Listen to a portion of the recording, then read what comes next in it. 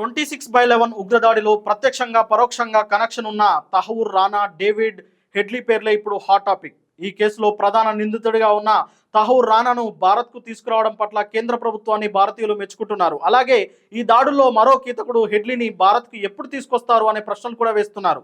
అయితే హెడ్లీ భారత్కు రావడం కష్టం అంటున్నారు నిపుణులు. రానాను తీసుకొచ్చినప్పుడు హెడ్లీని తీసుకురావడం ఎందుకు కుదరదని చాలా మందిలో డౌట్ ఉంది. మనకున్న సమాచారం ప్రకారం హెడ్లీని తీసుకురావడం ఎందుకు అంత కష్టమో ఈ వీడియోలో చర్చిద్దాం. ముంబై దాడులను ముందుగా ప్లాన్ చేసిన వ్యక్తి డేవిడ్ కొలనమస్ హెడ్లీ అనే ఆరోపణలు ఉన్నాయి. ఆ ప్లాన్లో భాగంగానే హెడ్లీ ముంబైలో రెక్కి నిర్వహించాడు. ఆ సమయంలో ముంబైలో ఉన్న రానా హెడ్లీకి సహకరించాడు. ఈ విషయాన్ని డేవిడ్ హెడ్లీనే స్వయంగా చెప్పినట్లు అమెరికా ప్రభుత్వం తెలిపింది. 2008లో హెడ్లీని అరెస్టు చేసి విచారించినప్పుడు అన్ని విషయాలు చెప్పాడు. రానా ట్రావెల్ ఏజెన్సీ నిర్వహిస్తున్న సమయంలో హెడ్లీ పరిచయం అయ్యాడు. ఇదే విషయాన్ని ఎన్ఐఏ ఓ ప్రకటనలో తెలిపింది. దాడులకు ముందు 2006 సెప్టెంబర్ 14న హెడ్లీ తొలిసారి భారత్కు వచ్చి రెక్కి నిర్వహించాడని, అప్పుడు 32 సార్లు రానాతో మాట్లాడినట్లు సంస్థ తెలిపింది. మొత్తం 8 సార్లు హెడ్లీ భారత్కు వచ్చాడని, ఆ సమయంలో 231 సార్లు రానాతో సంప్రదింపులు జరిపాడని ఎన్ఐఏ తెలిపింది.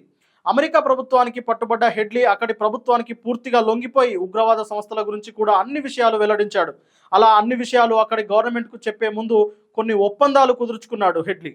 ఆ కారణంగానే అతన్ని భారత్కు అప్పగించడం కుదరదని నిపుణులు అంటున్నారు. 2010 విచారణ సమయంలో భారత్, పాక్, డెన్మార్క్లకు తనను అప్పగించవద్దని అమెరికా అధికారులతో హెడ్లీ ఒక ఒప్పందాన్ని చేసుకున్నాడు.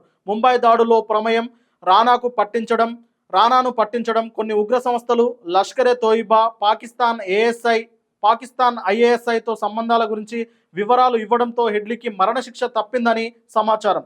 హెడ్లీని భారత్కు అప్పగిస్తే అమెరికా ఇంటెలిజెన్స్ వ్యవస్థను సంబంధించిన విషయాలు బయటపడే అవకాశం ఉందని ఆ దేశం ఆలోచిస్తుంది. ఎందుకంటే అమెరికా దర్యాప్తు సంస్థలైన FBI వంటి వాటితో హెడ్లీకి సంబంధాలు ఉండేవి.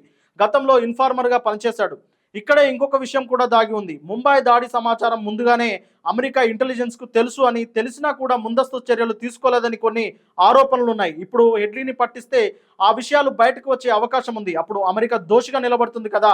ఇది కూడా ఒక కారణమని నిపుణులు అంటున్నారు. అంతేకాకుండా హెడ్లీని భారత్కు అప్పగిస్తే అతడికి ఉరిశిక్ష వేయొద్దు, అలాగే అమెరికా ఇంటెలిజెన్స్కు సంబంధించిన ప్రశ్నలు వేయొద్దు అనే ఆంక్షలకు భారత్ ఒప్పుకోదు. కాబట్టి హెడ్లీ భారత్కు రావడం కష్టతరమని నిపుణులు అంటున్నారు. దీనిపై మీ అభిప్రాయం ఏంటో మాకు కామెంట్లో తెలియజేయండి.